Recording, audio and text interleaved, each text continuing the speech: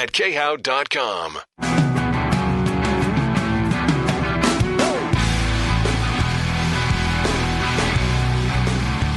Welcome back to the third Republican gubernatorial town hall brought to you by Ready Colorado, Colorado's conservative voice for education reform. Learn more at their Facebook page, facebook.com/Ready, COLO. A couple of quick things. If you want to ask a question of this evening's guest, businessman Doug Robinson, *3 on your phones to join the queue. Someone will screen your call. We'll get you on. Or you can call the station, 303-713-TALK. Answer to the second poll question. Should students in low-performing school districts be able to use their education tax funding to attend a private school? 83% of you said yes.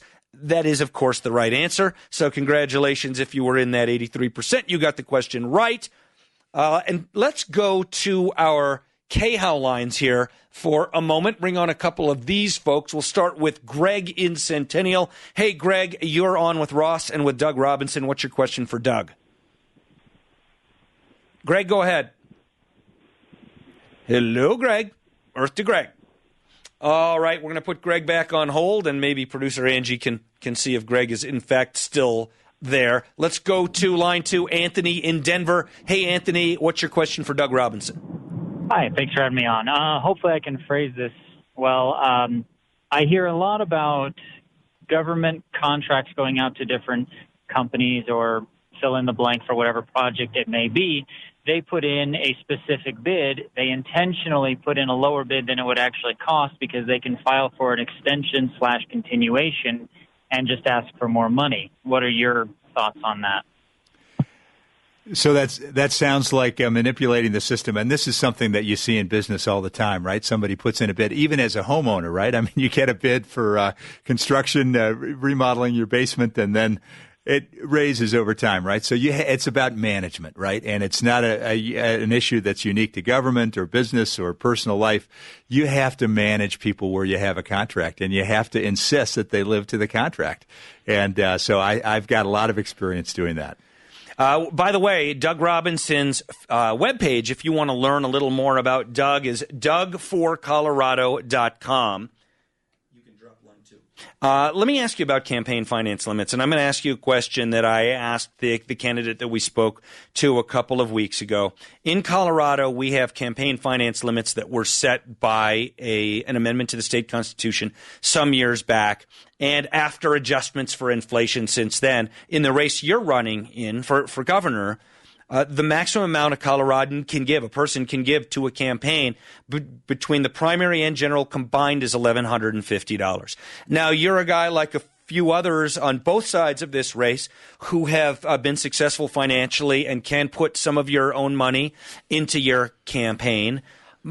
I would like to know what your view is on those current limits in Colorado. I told you when we were off the air that I think they bias the system towards incumbents and towards rich candidates. What do you think about our limits? They are way too low. So I wouldn't go. Our neighboring state, Utah, has no limits, and you can take it from corporations or unions or whatever. You know what I mean? So I like the fact that it is not corporations or unions, that it is individuals that have to give, but it's way too low, and I think it ought to be. I mean, it really does. You know, to run a meaningful campaign, we have many candidates in the race.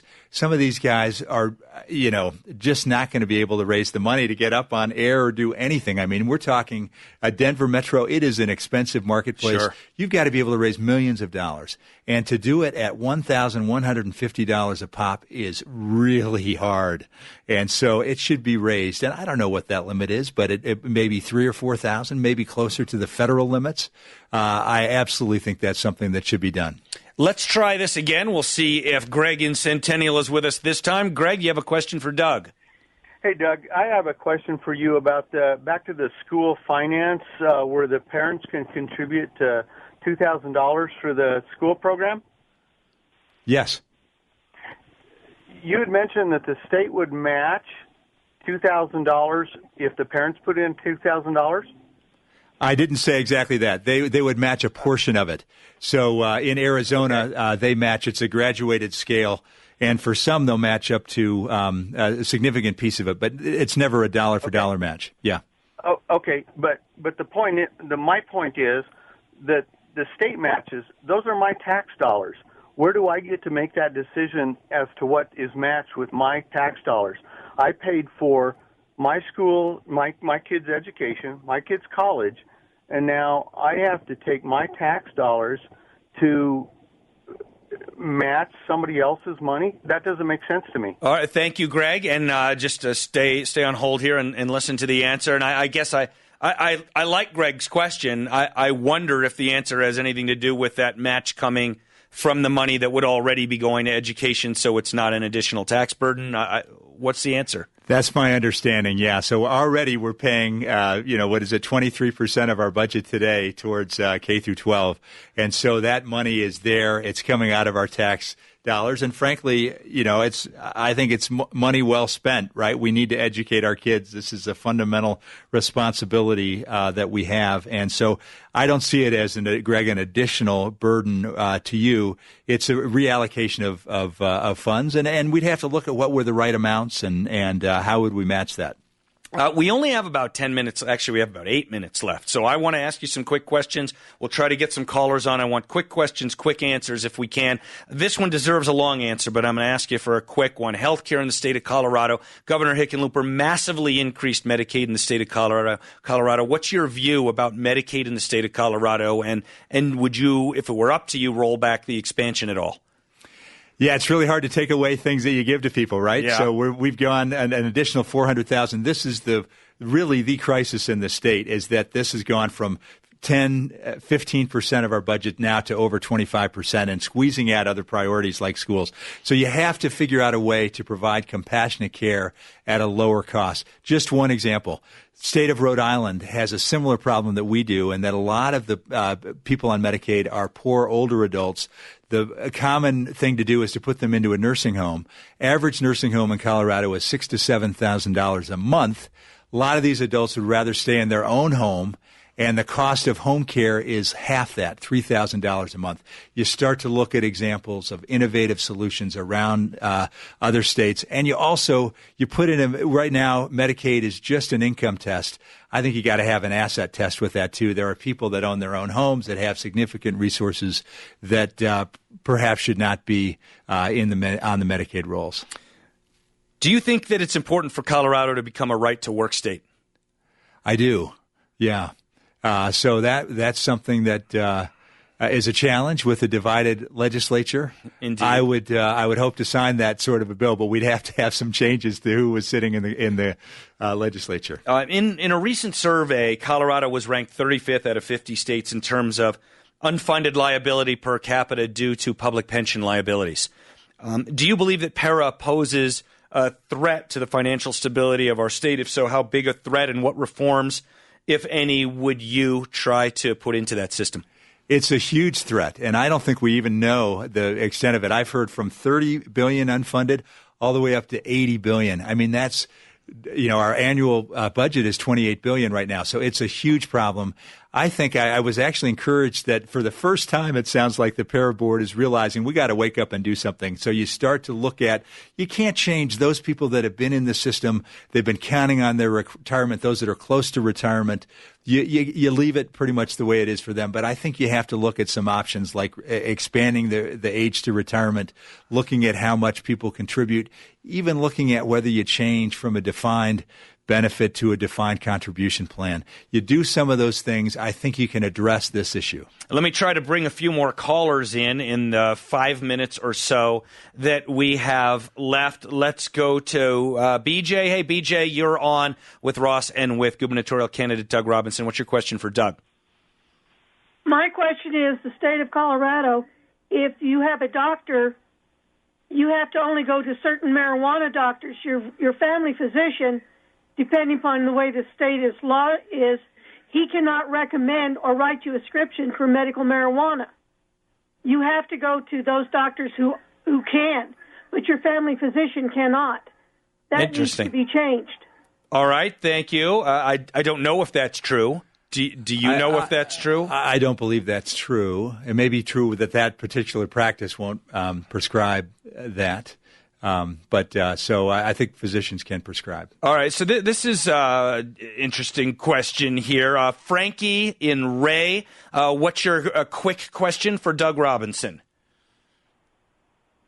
Well, Frankie, okay, I'm not hearing Frankie, but she wanted to ask, I've never really gotten this question before. What's the easiest way to find out more about Doug Robinson for a person who doesn't have internet? So I would say call my office. Call me. I'd be happy to talk to you. And I'll give you my cell phone on 303-807-9425. Happy to talk with you. And you can give us your mailing address, and we'll send you some information. How about that? And Doug's website, by the way, for those of you who do have internet, is dougforcolorado.com. Let's bring another caller on. Let's see if we can get, how about Margaret in Longmont? Hey, Margaret, what's your question for Doug Robinson? Mr. Robinson, I'd like to know what your education was in the past, and was it sustainable in the business world in which you now exist? Yeah, that's a great question. So I went to public schools. I got a bachelor's degree in economics, and then I was fortunate to be able to go to a school in New York, same one as Ross went to, Columbia, got an MBA in finance. But I've had to have, biannual training as part of my business certification in order to continue to stay current. And that is an important thing, to continue to stay up on the latest.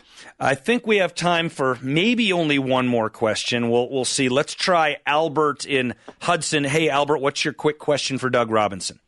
Yeah, I went to high school out there, and every classroom had a TV, a laptop, computers. None of it got used. So how do you control that wasteful spending? Yeah, so this is something that we saw when we started KidsTech, is that a lot of these classrooms had the infrastructure. What they didn't have was the teachers who knew how to teach it and the curriculum. So that's what we brought. So I believe in partnerships with businesses and with private nonprofits and others. We need to do more of that. The state can encourage more of that to take advantage of the infrastructure that's there. Doug, we have literally just over 1 minute left. I'd like to give you most of that. Some closing words, a pitch to the listeners for why they should support Doug Robinson. Yeah, this has been great to be on. I've really enjoyed this. And so I'm different from a lot of the other candidates. As you know, I'm somebody who's had business success, wants to bring that ability to innovate, to lead, to solve our problems to state government. So I hope you'll go and check me out at dougforcolorado.com. Ross and team here really appreciate the opportunity to be on with you. Yeah, we've enjoyed having you. Really, really good conversation. I'm impressed with your preparation on the issues, and also, for what it's worth, I hear you're out around the state all the time working your butt off, which is what candidates need to do. I wish you a lot of success. Come if you're in Alamosa or Gunnison or Montrose or Grand Junction or Walsenburg, come see me this weekend, okay? That's a busy travel schedule, a lot of miles on that car. Doug Robinson's website, dougforcolorado.com. Thanks to all of you who joined us on this third Ready Colorado Republican gubernatorial town hall this evening. These are always so much fun. We learn a lot about the candidates. I hope you find them as valuable and as interesting as I do. I also want to remind you, learn more about Ready Colorado, who we're grateful to for sponsoring this, for making this hour possible. You can go to facebook.com/ReadyCOLO to learn more about Ready Colorado. And we will have another one of these things. We haven't picked the date yet, but we will have another one probably in 3 weeks. I'll let you know all about it when it's coming. Thanks to everyone for being here. Have a wonderful night.